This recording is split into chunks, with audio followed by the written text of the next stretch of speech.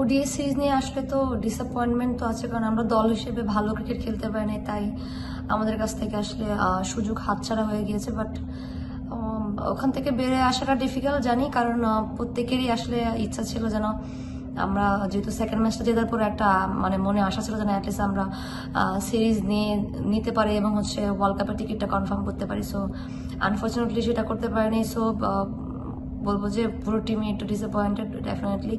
But still এখন আমাদের সামনে যেহেতু টি-20 সিরিজ, তো আমাদের এখান থেকে যতটা দ্রুত সম্ভব আসলে বের হয়ে আসা, যদি আমরা টি-20 সিরিজে ভালো করতে পারি সেটা অবশ্যই আমাদেরকে টিম ওয়াইজ অনেক বেশি বুস্ট আপ করবে।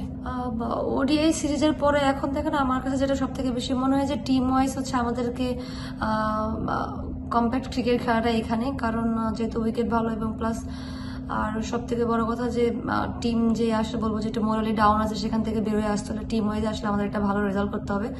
সো এখানে আসলে এখন তো আমাদের লক্ষ্য থাকবে যেন আমাদের টিমে যে মেন্টাল বলবো যে সিচুয়েশনটা আছে সেটা তো ডেভেলপ করার একটা ওয়ে এখন অবশ্যই সেটা টি-20 সিরিজে আসলে ভালো ক্রিকেট খেলার মাধ্যমে হবে। ব্যাটিংটা বরাবরই আমাদের ভুগাচ্ছে এবং বলবো যে ভিজিবলি একটা প্রবলেম ক্রিয়েট করছে টিমের ভিতরে। প্লেয়াররা যথেষ্ট পরিমাণ প্র্যাকটিস করতেছে বা সুযোগ পাচ্ছি আমরা সবাই, বাট আনফর্চুনেটলি সেটা আসলে ম্যাচে পারফরমেন্সে রূপান্তরিত হচ্ছে না। সো এটা আসলে অনেক টেনশনের বিষয়। আর সেকেন্ড হচ্ছে স্ট্রাইক রেটের একটা বিষয় থাকে, কারণ টি-20তে স্ট্রাইক রেটটা অনেক বেশি ইম্পর্টেন্ট। কারণ আপনি যদি অ্যাটলিস্ট 100 স্ট্রাইক রেট মেনটেন না করেন বা kind of team West Indies তাদের এগেনস্টে যদি আপনি 140+ রান না করেন বা 140 রান না করেন, তাহলে সেই ক্ষেত্রে আসলে ম্যাচ আসলে জেতার সম্ভাবনাটা অনেক বেশি কমে যায় এবং কম্পিটিটিভ ক্রিকেটও খেলা যায় না। সো এদিক থেকে অবশ্যই স্ট্রাইক রেটটা অনেক বেশি ইম্পর্টেন্ট।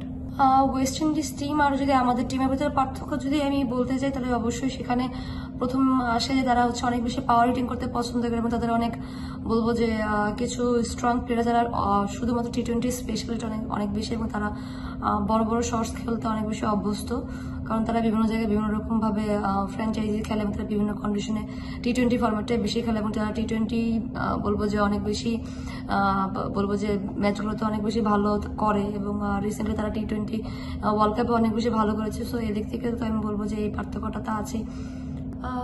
ওডিআই সিরিজের পরে এখন দেখেন আমার কাছে যেটা সব থেকে বেশি মনে হয় যে টিম ওয়াইজ হচ্ছে আমাদেরকে কম্প্যাক্ট ক্রিকেট খেলাটা এখানে, কারণ যেহেতু উইকেট ভালো এবং প্লাস আর সব থেকে বড় কথা যে টিম যে আসলে বলবো যে একটু মোরালি ডাউন আছে, সেখান থেকে বেরোয় আসতে হলে টিম ওয়াইজ আসলে আমাদের একটা ভালো রেজাল্ট করতে হবে। সো এখানে আসলে এখন তো আমাদের লক্ষ্য থাকবে যেন আমাদের টিমে যে মেন্টাল বলবো যে সিচুয়েশনটা আছে সেটা তো ডেভেলপ করার একটা ওয়ে এখন অবশ্যই সেটা টি-20 সিরিজে আসলে ভালো ক্রিকেট খেলার মাধ্যমে হবে।